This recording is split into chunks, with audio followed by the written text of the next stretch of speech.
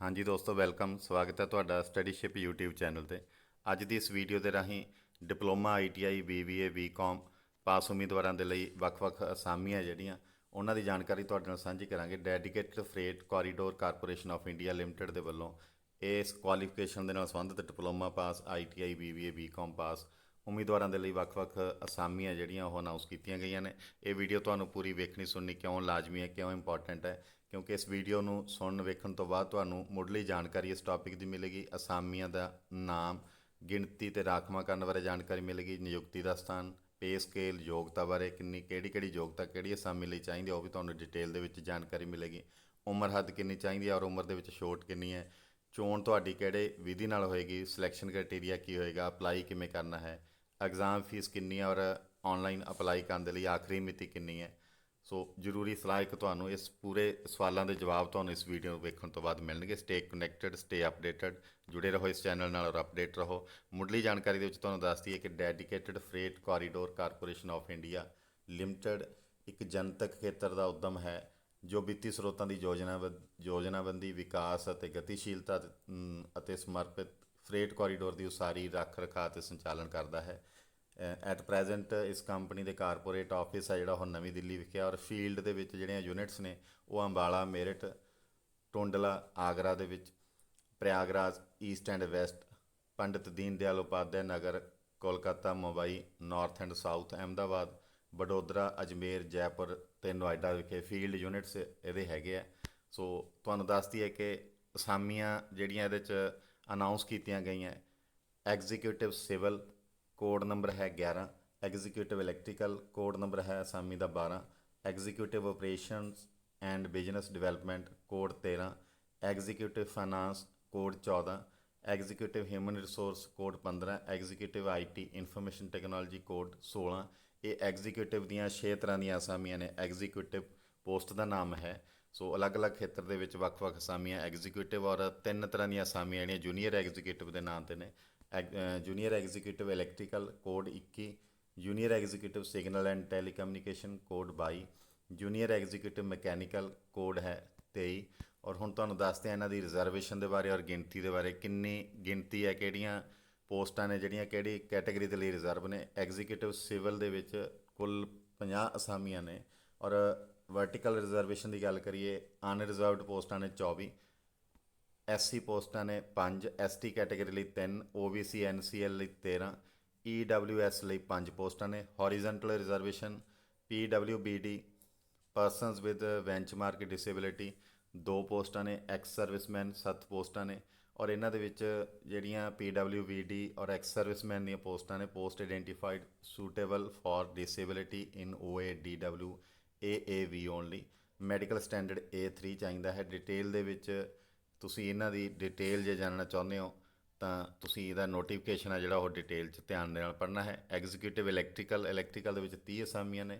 ਇਹਦੇ 'ਚ under unreserved ਨੇ ਜਿਹੜੀਆਂ 14, SC ਕੈਟਾਗਰੀ ਲਈ 4, ST ਲਈ 2, OBC NCL 8, economically weaker section ਦੇ ਲਈ 2, ਔਰ ਹੌਰੀਜ਼ੈਂਟਲ ਰਿਜ਼ਰਵੇਸ਼ਨ ਦੇ ਵਿੱਚ PWBD 1 ਪੋਸਟ, ਐਕਸ ਸਰਵਿਸਮੈਨ 1 ਹੈ। ਇਹਦੇ 'ਚ ਜਿਹੜੀ post identified suitable for disability HHOADW AAV medical standard A3 ਚਾਹੀਦਾ ਹੈ। ਅਗਲੀ ਤੀਜੀ ਕੈਟਾਗਰੀ ਹੈ ਜਿਹੜੀ executive operations and business management. ਇਹਦੇ ਵਿੱਚ 235 ਪੋਸਟਾਂ ਨੇ। 97 ਪੋਸਟਾਂ ਅਨਰਿਜ਼ਰਵਡ ਨੇ।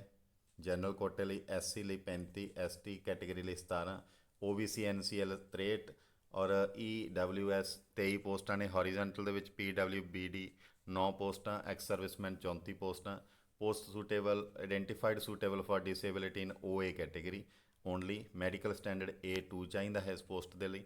ਔਰ ਚੌਥੇ ਨੰਬਰ 'ਤੇ ਐਗਜ਼ੀਕਿਊਟਿਵ ਫਾਈਨਾਂਸ ਦੀਆਂ ਜਿਹੜੀਆਂ 14 ਪੋਸਟਾਂ ਨੇ।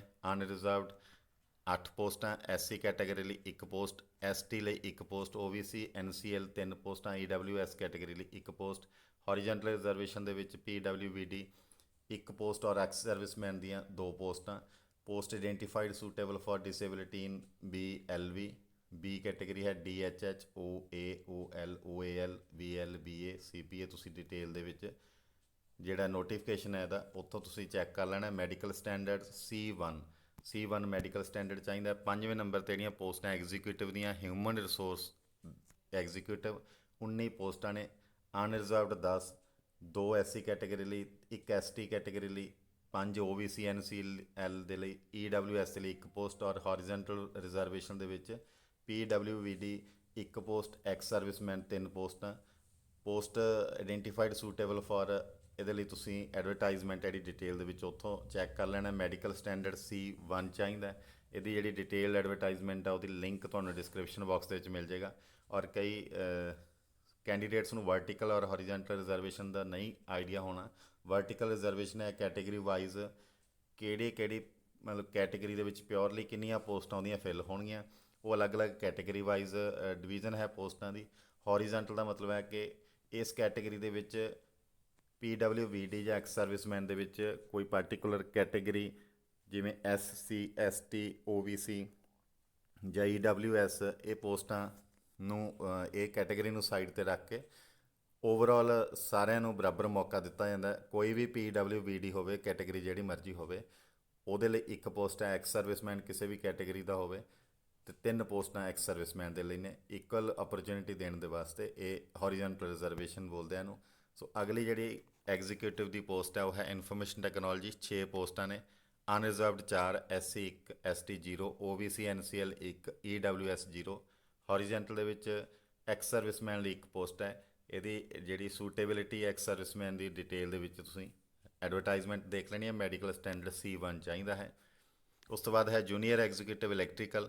ਜੂਨੀਅਰ ਐਗਜ਼ੀਕਿਊਟਿਵ ਇਲੈਕਟ੍ਰੀਕਲ ਦੇ ਵਿੱਚ 24 ਕੁੱਲ ਪੋਸਟਾਂ ਨੇ। 12 unreserved, 3 SC, 1 ST, OBC 6, OBC NCL non creamy layer OBC category ਹੈ। ਇਹਦੀ ਤੁਸੀਂ ਡਿਟੇਲ ਦੇ ਵਿੱਚ ਜਾਣਕਾਰੀ ਐਡਵਰਟਾਈਜ਼ਮੈਂਟ ਦੇ ਵਿੱਚੋਂ ਚੈੱਕ ਕਰ ਲੈਣੀ ਹੈ। EWS 2 ਔਰ ਹੌਰੀਜ਼ੈਂਟਲ ਰਿਜ਼ਰਵੇਸ਼ਨ ਦੇ ਵਿੱਚ PWVD 1 ਪੋਸਟ, ਐਕਸ ਸਰਵਿਸਮੈਨ 3 ਪੋਸਟਾਂ। Post identified suitable for disability HHOA DW AAV, ਇਹਦੇ ਲਈ ਤੁਸੀਂ ਰੈਫਰ ਕਰਨਾ ਪੁਆਇੰਟ 6ਵੇਂ ਦਾ 4ਥਾ ਔਰ 5ਵਾਂ ਪਾਰਟ ਐਡਵਰਟਾਈਜ਼ਮੈਂਟ ਦੇ ਵਿੱਚੋਂ। ਮੈਡੀਕਲ ਸਟੈਂਡਰਡ A3 ਚਾਹੀਦਾ ਹੈ ਜੂਨੀਅਰ ਐਗਜ਼ੀਕਿਊਟਿਵ ਇਲੈਕਟ੍ਰੀਕਲ ਦੇ ਲਈ। ਇਸ ਤੋਂ ਬਾਅਦ junior executive signal and telecommunication 148 ਪੋਸਟਾਂ। 62 ਪੋਸਟਾਂ ਅਨਰਿਜ਼ਰਵਡ, SC ਕੈਟੇਗਰੀ ਲਈ 22, ST ਲਈ 11, OBC NCL ਕੈਟੇਗਰੀ ਲਈ 39, EWS ਲਈ 14। ਔਰ ਹੌਰੀਜ਼ੈਂਟਲ ਰਿਜ਼ਰਵੇਸ਼ਨ ਦੇ ਵਿੱਚ PWVD 6 ਪੋਸਟਾਂ, ਐਕਸ ਸਰਵਿਸਮੈਨ 21 ਪੋਸਟਾਂ। Post identified suitable for disability in OA DW AAV, ਇਹਦੀ ਵੀ ਐਬਰੀਵੇਸ਼ਨਸ ਤੁਸੀਂ ਅੱਗੇ ਦੇਖੋਗੇ, ਸਕਰੀਨਸ਼ਾਟ ਲੈ ਸਕਦੇ ਹੋ ਜਾਂ ਐਡਵਰਟਾਈਜ਼ਮੈਂਟ ਦੇ ਵਿੱਚ ਡਿਟੇਲ ਦੇ ਵਿੱਚ ਦਿੱਤਾ ਹੈ। ਔਰ junior executive signal and telecommunication ਲਈ ਮੈਡੀਕਲ ਸਟੈਂਡਰਡ ਹੈ ਜਿਹੜਾ A3 ਲੈਵਲ ਦਾ ਚਾਹੀਦਾ ਹੈ। ਜੂਨੀਅਰ ਐਗਜ਼ੀਕਿਊਟਿਵ ਮਕੈਨੀਕਲ ਦੇ ਵਿੱਚ 9 ਪੋਸਟਾਂ ਨੇ। 6 ਅਨਰਿਜ਼ਰਵਡ, 1 SC ਕੈਟੇਗਰੀ ਦੇ ਲਈ, 1 ST ਕੈਟੇਗਰੀ ਦੇ ਲਈ, OBC NCL ਦੇ ਲਈ 2 ਪੋਸਟਾਂ, EWS ਦੇ ਲਈ 0 ਪੋਸਟ, ਔਰ PWVD ਹੌਰੀਜ਼ੈਂਟਲ ਦੇ ਵਿੱਚ 0, ਐਕਸ ਸਰਵਿਸਮੈਨ 1 ਪੋਸਟ। ਔਰ post identified suitable for disability in HHOL category and medical standard ਇਹਦੇ 'ਚ A3 ਚਾਹੀਦਾ। ਇਹ ਤਾਂ ਹੈ ਅਸਾਮੀਆਂ ਦੇ ਵੇਰਵੇ, ਇਹ ਐਬਰੀਵੇਸ਼ਨਸ ਨੇ, ਤੁਸੀਂ ਸਕਰੀਨਸ਼ਾਟ ਲੈ ਸਕਦੇ ਹੋ। UR ਦਾ ਮਤਲਬ ਹੈ ਅਨਰਿਜ਼ਰਵਡ, SC ਦਾ ਮਤਲਬ ਹੈ ਸ਼ਡਿਊਲ ਕਾਸਟ, ਜਿੱਥੇ ST ਲਿਖਿਆ ਹੈ scheduled tribes, OBC NCL other backward classes non creamy layer, PWVD persons with benchmark disability. ਇਸ ਤਰ੍ਹਾਂ ਕਰਕੇ ਤੁਸੀਂ ਇਹ ਸਾਰੀਆਂ ਐਬਰੀਵੇਸ਼ਨਸ ਚੈੱਕ ਕਰ ਸਕਦੇ ਹੋ, ਐਡਵਰਟਾਈਜ਼ਮੈਂਟ ਦੇ ਵਿੱਚ ਵੀ ਦਿੱਤੀਆਂ ਔਰ ਇੱਥੋਂ ਸਕਰੀਨਸ਼ਾਟ ਵੀ ਤੁਸੀਂ ਲੈ ਸਕਦੇ ਹੋ। ਨਿਯੁਕਤੀ ਦਾ ਤੁਹਾਡਾ ਸਥਾਨ ਕਿੱਥੇ ਹੋਏਗਾ, ਕਿੱਥੇ ਤੁਹਾਡੀ ਪੋਸਟਿੰਗ ਹੋਏਗੀ। ਇੰਡੀਆ ਦੇ ਵਿੱਚ ਕਿਤੇ ਵੀ ਤੁਹਾਡੀ ਪੋਸਟਿੰਗ ਹੋ ਸਕਦੀ ਹੈ ਜਿੱਥੇ ਇਸ ਕਾਰਪੋਰੇਸ਼ਨ ਦੇ ਯੂਨਿਟਸ ਨੇ ਜਾਂ ਸਟੇਸ਼ਨਸ ਨੇ ਜਾਂ ਪ੍ਰੋਜੈਕਟਸ ਚੱਲ ਰਹੇ ਨੇ, ਐਸਟੈਬਲਿਸ਼ਮੈਂਟ ਆਫਿਸਿਸ ਨੇ, ਕਿਤੇ ਵੀ ਤੁਹਾਡੀ ਥਰੂ ਆਊਟ ਇੰਡੀਆ, ਪੂਰੇ ਭਾਰਤ ਦੇ ਵਿੱਚ ਕਿਤੇ ਵੀ ਤੁਹਾਡੀ ਫੀਲਡ ਦੇ ਵਿੱਚ ਪੋਸਟਿੰਗ ਹੋ ਸਕਦੀ ਹੈ। ਪੇ ਸਕੇਲ ਹੈ ਜਿਹੜਾ ਬਹੁਤ ਵਧੀਆ ਪੇ ਸਕੇਲ ਹੈ। ਐਗਜ਼ੀਕਿਊਟਿਵ ਦੀ ਅਸਾਮੀ ਦੇ ਲਈ 30,000 ਤੋਂ 1,20,000 E0 level IDA pay scale ਹੈ। ਇਹ ਤੁਸੀਂ ਗੂਗਲ ਦੇ ਵਿੱਚ ਸਰਚ ਕਰ ਲੈਣਾ ਹੈ E0 level IDA pay scale ਦੇ ਬਾਰੇ ਜ਼ਿਆਦਾ ਜਾਣਕਾਰੀ ਤੁਸੀਂ ਜੇ ਚਾਹੁੰਦੇ ਹੋ। ਜੂਨੀਅਰ ਐਗਜ਼ੀਕਿਊਟਿਵ ਸਕੇਲ 25,000 ਤੋਂ 68,000 N5 level IDA pay scale ਹੈ। ਇਹ ਤੁਸੀਂ ਜੂਨੀਅਰ ਐਗਜ਼ੀਕਿਊਟਿਵ ਨੂੰ ਤੁਹਾਨੂੰ ਮਿਲਣ ਯੋਗ ਹੋਏਗਾ ਸਕੇਲ। ਯੋਗਤਾ ਦੀ ਗੱਲ ਕਰੀਏ ਤਾਂ ਐਗਜ਼ੀਕਿਊਟਿਵ ਸਿਵਲ ਦੇ ਲਈ ਕੀ ਕੁਆਲੀਫਿਕੇਸ਼ਨ ਤੁਹਾਡੀ ਚਾਹੀਦੀ ਹੈ। ਐਗਜ਼ੀਕਿਊਟਿਵ ਸਿਵਲ ਕੈਟੇਗਰੀ ਦੇ ਲਈ 3 ਸਾਲਾ ਡਿਪਲੋਮਾ ਜਿਹੜਾ ਸਿਵਲ ਇੰਜੀਨੀਅਰਿੰਗ ਦੇ ਵਿੱਚ ਕੀਤਾ ਹੋਵੇ, ਸਿਵਲ ਇੰਜੀਨੀਅਰਿੰਗ ਟਰਾਂਸਪੋਰਟੇਸ਼ਨ ਸਪੈਸ਼ਲਾਈਜੇਸ਼ਨ ਦੇ ਨਾਲ ਕੀਤਾ ਹੋਵੇ, ਸਿਵਲ ਇੰਜੀਨੀਅਰਿੰਗ ਕੰਸਟਰਕਸ਼ਨ ਟੈਕਨੋਲੋਜੀ ਦੇ ਵਿੱਚ ਕੀਤਾ ਹੋਵੇ, ਸਿਵਲ ਇੰਜੀਨੀਅਰਿੰਗ ਪਬਲਿਕ ਹੈਲਥ ਦੇ ਵਿੱਚ ਕੀਤਾ ਹੋਵੇ, ਸਿਵਲ ਇੰਜੀਨੀਅਰਿੰਗ ਵਾਟਰ ਰਿਸੋਰਸਿਸ ਦੇ ਵਿੱਚ ਕੀਤਾ ਹੋਵੇ ਔਰ 60% ਤੋਂ ਘੱਟ ਤੁਹਾਡੇ ਨੰਬਰ ਨਾ ਹੋਣ। ਇਹ ਕੈਂਡੀਡੇਟ ਐਗਜ਼ੀਕਿਊਟਿਵ ਸਿਵਲ ਦੀ ਪੋਸਟ ਦੇ ਲਈ ਅਪਲਾਈ ਕਰ ਸਕਦੇ ਆ। ਔਰ ਐਗਜ਼ੀਕਿਊਟਿਵ ਇਲੈਕਟ੍ਰੀਕਲ ਦੀ ਪੋਸਟ ਦੇ ਲਈ 3 ਸਾਲਾ ਡਿਪਲੋਮਾ ਹੈ ਜਿਹੜਾ ਇਲੈਕਟ੍ਰੀਕਲ ਬ੍ਰਾਂਚ ਦੇ ਵਿੱਚ, ਇਲੈਕਟ੍ਰੋਨਿਕਸ ਦੇ ਵਿੱਚ, ਔਰ ਇਲੈਕਟ੍ਰੀਕਲ ਐਂਡ ਇਲੈਕਟ੍ਰੋਨਿਕਸ ਬ੍ਰਾਂਚ ਦੇ ਵਿੱਚ, ਜਾਂ ਪਾਵਰ ਸਪਲਾਈ ਸਪੈਸ਼ਲਾਈਜੇਸ਼ਨ ਦੇ ਵਿੱਚ, ਜਾਂ ਇਸ ਤੋਂ ਬਾਅਦ ਇੰਸਟਰੂਮੈਂਟਲ ਐਂਡ ਕੰਟਰੋਲ ਬ੍ਰਾਂਚ ਦੇ ਵਿੱਚ ਸਪੈਸ਼ਲਾਈਜੇਸ਼ਨ ਦੇ ਵਿੱਚ ਡਿਪਲੋਮਾ ਹੋਵੇ ਤੁਹਾਡਾ 3 ਸਾਲ ਦਾ। ਇੰਡਸਟਰੀਅਲ ਇਲੈਕਟ੍ਰੋਨਿਕਸ ਐਂਡ ਇੰਸਟਰੂਮੈਂਟੇਸ਼ਨ ਬ੍ਰਾਂਚ ਵਾਲੇ ਵੀ ਅਪਲਾਈ ਕਰ ਸਕਦੇ ਆ। ਅਪਲਾਈਡ ਇਲੈਕਟ੍ਰੋਨਿਕਸ ਬ੍ਰਾਂਚ ਵਾਲੇ ਵੀ ਅਪਲਾਈ ਕਰ ਸਕਦੇ ਆ। ਡਿਜੀਟਲ ਇਲੈਕਟ੍ਰੋਨਿਕਸ ਵਾਲੇ ਵੀ ਇਹਦੇ ਲਈ ਯੋਗ ਨੇ। ਡਿਪਲੋਮਾ ਕੀਤਾ ਹੋਵੇ ਇੰਸਟਰੂਮੈਂਟੇਸ਼ਨ ਦੇ ਵਿੱਚ ਜਾਂ ਪਾਵਰ ਇਲੈਕਟ੍ਰੋਨਿਕਸ ਦੇ ਵਿੱਚ, ਇਲੈਕਟ੍ਰੋਨਿਕਸ ਐਂਡ ਕੰਟਰੋਲ ਸਿਸਟਮਸ, ਇਹਦੇ ਲਈ ਵੀ ਇਹ ਵੀ ਯੋਗ ਨੇ ਉਮੀਦਵਾਰ। ਔਰ 60% ਤੋਂ ਘੱਟ ਕਿਸੇ ਦੇ ਵੀ ਇਸ ਡਿਪਲੋਮੇ ਦੇ ਵਿੱਚੋਂ ਮਾਰਕਸ ਨਾ ਹੋਣ, ਉਹ ਯੋਗ ਹੋਣਗੇ। ਸਕਰੀਨਸ਼ਾਟ ਤੁਸੀਂ ਚੱਲਦੀ ਵੀਡੀਓ ਦੇ ਵਿੱਚ ਲੈ ਸਕਦੇ ਹੋ। Executive operations and business development ਦੇ ਲਈ ਗ੍ਰੈਜੂਏਸ਼ਨ ਹੋਵੇ ਤੁਹਾਡੀ, BA ਪੱਧਰ ਦਾ ਕੋਈ ਵੀ ਕੋਰਸ ਤੁਸੀਂ ਕੀਤਾ ਹੋਵੇ, ਔਰ 60% ਮਾਰਕਸ ਤੁਹਾਡੇ ਹੋਣ, ਉਹ ਸਾਰੇ executive operations and business development the post ਦੇ ਲਈ ਅਪਲਾਈ ਕਰਨ ਲਈ ਯੋਗ ਨੇ। ਐਗਜ਼ੀਕਿਊਟਿਵ ਫਾਈਨਾਂਸ ਦੇ ਲਈ ਬੈਚਲਰ ਡਿਗਰੀ ਕਮਰਸ ਦੇ ਵਿੱਚ ਕੀਤੀ ਹੋਵੇ, BCom ਜਿਸ ਨੂੰ ਆਪਾਂ ਬੋਲਦੇ ਹਾਂ, ਔਰ 60% ਮਾਰਕਸ ਸਾਈਡ ਤੁਹਾਡੇ ਹੋਣੇ ਚਾਹੀਦੇ। BCom 60% ਦੇ ਵਿੱਚ ਉਹ ਐਗਜ਼ੀਕਿਊਟਿਵ ਫਾਈਨਾਂਸ ਦੀ ਪੋਸਟ ਦੇ ਲਈ ਅਪਲਾਈ ਕਰ ਸਕਦੇ ਆ। ਐਗਜ਼ੀਕਿਊਟਿਵ ਹਿਊਮਨ ਰਿਸੋਰਸਸ, ਇਹ ਜਿਹੜੀ ਹਿਊਮਨ ਰਿਸੋਰਸ ਦੀ ਪੋਸਟ ਹੈ, ਇਹਦੇ ਲਈ 3 ਸਾਲਾ ਜਿਹੜਾ ਬੈਚਲਰ ਕੋਰਸ ਹੈ ਬਿਜ਼ਨਸ ਐਡਮਿਨਿਸਟ੍ਰੇਸ਼ਨ ਦੇ ਵਿੱਚ ਕੀਤਾ ਹੋਵੇ, BBA ਜਿਸ ਨੂੰ ਆਪਾਂ ਬੋਲਦੇ ਹਾਂ, BBA 60% ਮਾਰਕਸ ਦੇ ਨਾਲ ਹੋਣ, ਜਾਂ ਫਿਰ bachelor of management studies, BMS ਬੋਲਿਆ ਜਾਂਦਾ, bachelor of management studies in HR ਜਾਂ ਪਰਸੋਨਲ ਮੈਨੇਜਮੈਂਟ ਦੇ ਵਿੱਚ ਹੋਵੇ, 60% ਮਾਰਕਸ ਹੋਣ, ਤਾਂ ਉਹ ਐਗਜ਼ੀਕਿਊਟਿਵ ਹਿਊਮਨ ਰਿਸੋਰਸ ਦੀ ਪੋਸਟ ਦੇ ਲਈ ਐਲੀਜੀਬਲ ਨੇ ਕੈਂਡੀਡੇਟਸ। ਐਗਜ਼ੀਕਿਊਟਿਵ ਇਨਫੋਰਮੇਸ਼ਨ ਟੈਕਨੋਲੋਜੀ ਦੇ ਲਈ ਜਿਹੜਾ 3 ਸਾਲਾ ਬੈਚਲਰ ਕੋਰਸ ਹੈ ਜਿਹੜਾ ਕੰਪਿਊਟਰ ਐਪਲੀਕੇਸ਼ਨ ਦੇ ਵਿੱਚ ਕੀਤਾ ਹੋਵੇ, ਜਿਸ ਨੂੰ BCA ਬੋਲਿਆ ਜਾਂਦਾ, ਜਾਂ 3 ਈਅਰ ਇੰਜੀਨੀਅਰਿੰਗ ਡਿਪਲੋਮਾ ਕੀਤਾ ਹੋਵੇ, 3 ਸਾਲਾ ਡਿਪਲੋਮਾ ਕੰਪਿਊਟਰ ਸਾਇੰਸ ਦੇ ਵਿੱਚ, ਜਾਂ IT ਦੇ ਵਿੱਚ, ਜਾਂ ਇਲੈਕਟ੍ਰੋਨਿਕਸ ਦੇ ਵਿੱਚ, ਜਾਂ ਇਲੈਕਟ੍ਰੋਨਿਕਸ ਐਂਡ ਕਮਿਊਨੀਕੇਸ਼ਨ ਦੇ ਵਿੱਚ, ਜਾਂ ਇਲੈਕਟ੍ਰੋਨਿਕਸ ਐਂਡ ਟੈਲੀਕਮਿਊਨੀਕੇਸ਼ਨ ਦੇ ਵਿੱਚ, ਜਾਂ ਨੈਟਵਰਕਿੰਗ ਫੀਲਡ ਦੇ ਵਿੱਚ 3 ਸਾਲਾ ਕੰਪਿਊਟਰ ਦਾ ਡਿਪਲੋਮਾ ਕੀਤਾ ਹੋਵੇ, ਜਾਂ BCA ਕੀਤੀ ਹੋਵੇ, ਉਹ ਯੋਗ ਨੇ। 60% ਮਾਰਕਸ ਜਿਹੜੇ ਉਹ ਚਾਹੀਦੇ ਆ ਡਿਪਲੋਮਾ ਜਾਂ BCA ਦੇ ਵਿੱਚੋਂ, ਉਹ ਐਗਜ਼ੀਕਿਊਟਿਵ IT ਦੀ ਪੋਸਟ ਦੇ ਲਈ ਯੋਗ ਨੇ। ਜੂਨੀਅਰ ਐਗਜ਼ੀਕਿਊਟਿਵ ਇਲੈਕਟ੍ਰੀਕਲ ਦੀ ਪੋਸਟ ਹੈ ਜਿਹੜੀ, ਇਹਦੇ ਲਈ ਤੁਸੀਂ ਮੈਟਰੀਕੂਲੇਸ਼ਨ ਕੀਤੀ ਹੋਵੇ 10ਵੀਂ, ਔਰ 60% ਮਾਰਕਸ ਸਾਈਡ ਤੁਹਾਡੇ 10th ਦੇ ਵਿੱਚ ਹੋਣੇ ਚਾਹੀਦੇ ਆ। ਇਹਦੇ ਨਾਲ 2 ਸਾਲਾ ਜਿਹੜਾ ITI ਦਾ ਕੋਰਸ ਹੈ ਉਹ ਕੀਤਾ ਹੋਵੇ। 2 years duration course completed apprenticeship ਜਾਂ ITI, 2 ਸਾਲਾ ਅਪ੍ਰੈਂਟਿਸਸ਼ਿਪ ਤੁਹਾਡੀ ਪੂਰੀ ਹੋਵੇ, ਜਾਂ ITI ਬੋਲਦੇ ਆ ਤਾਂ ITI ਕੀਤੀ ਹੋਵੇ, ਜਿਹੜੀ ਕਿ state council of vocational training SCVT ਜਾਂ national council of vocational training NCVT ਤੋਂ ਮਾਨਤਾ ਪ੍ਰਾਪਤ ਅਪਰੂਵਡ ਹੋਵੇ। ਕਿਹੜੀ ਟ੍ਰੇਡ ਦੇ ਵਿੱਚ ITI ਕੀਤੀ ਹੋ ਤੁਸੀਂ? ਇਲੈਕਟ੍ਰੀਸ਼ੀਅਨ ਦੇ ਵਿੱਚ ਕੀਤੀ ਹੋ ਸਕਦੀ ਹੈ, ਵਾਇਰਮੈਨ ਦੇ ਵਿੱਚ ਕੀਤੀ ਹੋ ਸਕਦੀ ਹੈ, ਇਲੈਕਟ੍ਰੀਸ਼ੀਅਨ ਪਾਵਰ ਡਿਸਟ੍ਰੀਬਿਊਸ਼ਨ ਦੇ ਵਿੱਚ ਤੁਹਾਡੀ ITI ਹੋ ਸਕਦੀ ਹੈ, ਲਿਫਟ ਐਂਡ ਐਸਕਲੇਟਰ ਮਕੈਨਿਕ ਦੀ ਜਿਹੜੀ ITI ਆ ਉਹ ਵੀ ਐਲੀਜੀਬਲ ਹੈ। ਜੂਨੀਅਰ ਐਗਜ਼ੀਕਿਊਟਿਵ ਇਲੈਕਟ੍ਰੀਕਲ ਦੇ ਲਈ ਇੰਸਟਰੂਮੈਂਟ ਮਕੈਨਿਕ ਦੇ ਵਿੱਚ ITI ਕੀਤੀ ਹੋਵੇ, ਟੈਕਨੀਸ਼ੀਅਨ ਪਾਵਰ ਇਲੈਕਟ੍ਰੋਨਿਕ ਸਿਸਟਮ ਦੇ ਵਿੱਚ ITI ਕੀਤੀ ਹੋਵੇ, ਔਰ 60% ਮਾਰਕਸ ਜਿਹੜੇ ਤੁਹਾਡੇ ITI ਦੇ ਵਿੱਚੋਂ ਹੋਣ, ਤਾਂ ਤੁਸੀਂ ਜੂਨੀਅਰ ਐਗਜ਼ੀਕਿਊਟਿਵ ਇਲੈਕਟ੍ਰੀਕਲ ਦੀ ਅਸਾਮੀ ਦੇ ਲਈ ਅਪਲਾਈ ਕਰ ਸਕਦੇ ਹੋ। Junior executive signal and telecommunication ਦੇ ਲਈ 10ਵੀਂ 60% ਦੇ ਨਾਲ ਕੀਤੀ ਹੋਵੇ, ਔਰ 2 year duration course completed apprenticeship / ITI approved by SCVT NCVT ਜਾਂ ITI ਕੀਤੀ ਹੋਵੇ, ਜਾਂ 2 year ਕੋਰਸ ਹੈ ਜਿਹੜਾ ਕੰਪਲੀਟਡ ਅਪ੍ਰੈਂਟਿਸਸ਼ਿਪ ਦੇ ਅੰਡਰ ਕੀਤਾ ਹੋਵੇ ਤੁਸੀਂ, ਜਾਂ ਫਿਰ ਤੁਸੀਂ ITI ਹੈ ਜਿਹੜੀ ਇੰਸਟਰੂਮੈਂਟ ਮਕੈਨਿਕ ਦੇ ਵਿੱਚ ਕੀਤਾ ਹੋਵੇ, ਮਕੈਨਿਕ ਕੰਜ਼ਿਊਮਰ ਇਲੈਕਟ੍ਰੋਨਿਕਸ ਅਪਲਾਇੰਸਸ ਇਸ ਬ੍ਰਾਂਚ ਦੇ ਵਿੱਚ ਤੁਹਾਡੀ ITI ਹੋਵੇ। ਇਸ ਟ੍ਰੇਡ ਦੇ ਵਿੱਚ ਟੈਕਨੀਸ਼ੀਅਨ ਪਾਵਰ ਇਲੈਕਟ੍ਰੋਨਿਕ ਸਿਸਟਮ ਜਾਂ ਇਲੈਕਟ੍ਰੋਨਿਕਸ ਮਕੈਨਿਕ ਫਿਟਰ ਟ੍ਰੇਡ ਦੇ ਵਿੱਚ, ਵਾਇਰਮੈਨ ਇਲੈਕਟ੍ਰੀਸ਼ੀਅਨ ਟ੍ਰੇਡ ਦੇ ਵਿੱਚ, information technology information communication technology system maintenance ਦੇ ਵਿੱਚ ITI ਕੀਤੀ ਹੋਵੇ, ਜਾਂ ਤੁਸੀਂ ਇਨਫੋਰਮੇਸ਼ਨ ਟੈਕਨੋਲੋਜੀ ਇਲੈਕਟ੍ਰੋਨਿਕ ਸਿਸਟਮਸ ਦੇ ਵਿੱਚ ITI ਕੀਤੀ ਹੋਵੇ, ਜਾਂ information technology electronic system maintenance ਦੇ ਵਿੱਚ ITI ਕੀਤੀ ਹੋਵੇ। 60% ਮਾਰਕਸ ਤੁਹਾਡੇ ITI ਦੇ ਵਿੱਚ ਹੋਣ, ਤਾਂ ਤੁਸੀਂ junior executive signal and telecommunication ਦੇ ਲਈ ਯੋਗ ਹੋ। ਜੂਨੀਅਰ ਐਗਜ਼ੀਕਿਊਟਿਵ ਮਕੈਨੀਕਲ ਦੇ ਵਿੱਚ ਸੇਮ ਹੈ, 10ਵੀਂ 60% ਨਾਲ ਕੀਤਾ ਹੋਵੇ, ਔਰ 2 year ਤੁਹਾਡਾ ਜਿਹੜਾ ਕੋਰਸ ਹੈ 2 year ਡਿਊਰੇਸ਼ਨ ਦਾ course completed apprenticeship / ITI approved by SCVT NCVT fitter trade ਦੇ ਵਿੱਚ ਹੋਵੇ, ਤੁਹਾਡੀ 60% ਮਾਰਕਸ ਹੋਣ, ਉਹ ਐਲੀਜੀਬਲ ਹੈ ਜਾਂ ਇੱਥੇ ਦੂਸਰੀ ਕੰਡੀਸ਼ਨ ਇਹ ਹੈ ਕਿ ਤੁਹਾਡੀ ਮੈਟ੍ਰਿਕੂਲੇਸ਼ਨ 60% ਦੇ ਨਾਲ ਹੋਵੇ ਔਰ 1 ਸਾਲਾ ਡਿਊਰੇਸ਼ਨ ਦੇ ਵਿੱਚ ITI ਹੋਵੇ, ਅਪਰੂਵਡ ਹੋਵੇ SCVT NCVT ਤੋਂ। ਵੈਲਡਰ ਟ੍ਰੇਡ ਦੇ ਵਿੱਚ ਜਾਂ ਪਲੰਬਰ ਟ੍ਰੇਡ ਦੇ ਵਿੱਚ 1 year course completed act apprenticeship from a recognized institute with not less than 60% marks in ITI। 60% marks ਤੁਹਾਡੇ ITI ਦੇ ਵਿੱਚ ਹੋਣੇ ਚਾਹੀਦੇ ਆ। ਤੁਸੀਂ 1 ਸਾਲਾ ਡਿਊਰੇਸ਼ਨ ITI ਕੀਤੀ ਹੋਵੇ, SCVT NCVT ਤੋਂ ਅਪਰੂਵਡ ਹੈ ਜਿਹੜੀ ਟ੍ਰੇਡ ਤੁਹਾਡੀ ਵੈਲਡਰ ਜਾਂ ਪਲੰਬਰ ਹੋ ਸਕਦੀ ਹੈ। 1 year course completed act apprenticeship ਹੋਵੇ ਨਾਲ, ਉਹ ਅਪਲਾਈ ਕਰ ਸਕਦੇ ਆ 60% ITI ਵਾਲੇ ਜੂਨੀਅਰ ਐਗਜ਼ੀਕਿਊਟਿਵ ਮਕੈਨੀਕਲ ਦੀ ਪੋਸਟ ਦੇ ਲਈ।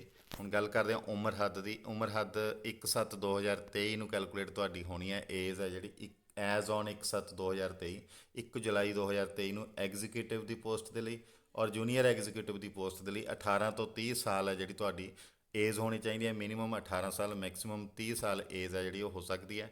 ਔਰ ਉਮਰ ਦੇ ਵਿੱਚ ਛੋਟ ਹੈ ਜਿਹੜੀ ਅੱਪਰ ਏਜ ਲਿਮਿਟ ਦੇ ਵਿੱਚ, ਉੱਪਰਲੀ ਉਮਰ ਹੱਦ ਦੇ ਵਿੱਚ ਜਿਹੜੀ ਛੋਟ ਹੈ 5 ਸਾਲਾ ਛੋਟ ਹੈ SC ST ਕੈਂਡੀਡੇਟਸ ਨੂੰ, 3 ਸਾਲ ਦੀ ਛੋਟ ਹੈ OBC NCL ਕੈਂਡੀਡੇਟਸ ਨੂੰ, 10 ਸਾਲ ਦੀ ਛੋਟ ਹੈ ਜਿਹੜੀ PWVD ਐਪਲੀਕੈਂਟਸ ਨੇ, 15 and 13 years for PWVD candidates belonging to SC ST and OBC NCL category ਰਿਸਪੈਕਟਿਵਲੀ।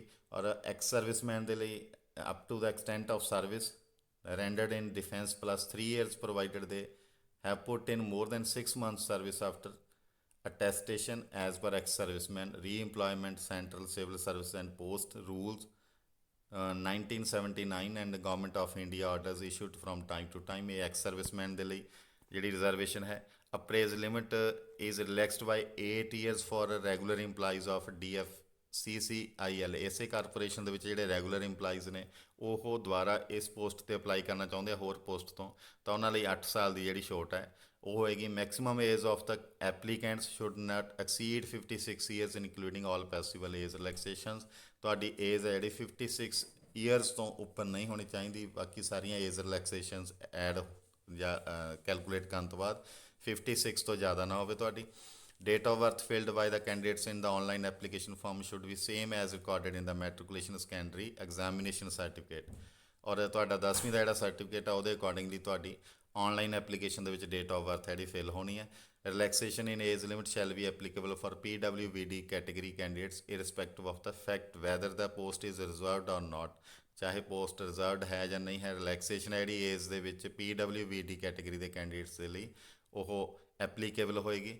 Detail ਦੇ ਵਿੱਚ ਤੁਸੀਂ ਨੋਟੀਫਿਕੇਸ਼ਨ ਦੇ ਵਿੱਚੋਂ ਦੇਖ ਸਕਦੇ ਹੋ। ਚੋਣ ਵਿਧੀ ਸਿਲੈਕਸ਼ਨ ਪ੍ਰੋਸੀਜਰ ਕੀ ਹੈ, ਕਿਵੇਂ ਸਿਲੈਕਸ਼ਨ ਕੀਤੀ ਜਾਏਗੀ, ਉਹ ਤੁਹਾਨੂੰ ਦੱਸਦੇ ਹਾਂ ਕਿ ਇਹਦੇ 'ਚ ਵੱਖ-ਵੱਖ ਤਰ੍ਹਾਂ ਦੇ ਜਿਹੜੇ 2 ਟੈਸਟ ਕਰਵਾਏ ਜਾਣੇ ਨੇ। ਕੰਪਿਊਟਰ ਬੇਸਡ ਟੈਸਟ CBT ਜਿਸ ਨੂੰ ਬੋਲਦੇ ਹਾਂ ਸਟੇਜ 1 ਔਰ CBT ਸਟੇਜ 2।